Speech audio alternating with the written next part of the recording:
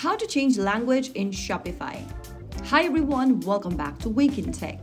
Today in this video, we are going to be learning how you can change your language setting in the Shopify application step by step using your smartphone. First things first, open the Shopify application on your smartphone and make sure you are logged into your account. Once logged into the home page, go ahead and click on your profile icon at the top right corner from the home screen. Now click the three dots right next to your email and click on Manage Account. You'll then end up in this General tab of Shopify.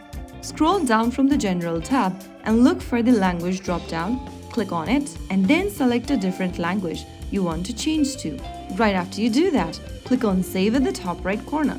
Now you have successfully changed your language setting in the Shopify application using your smartphone. If you found the video helpful, don't forget to like, share, and subscribe to our channel. I will see you again in the next episode.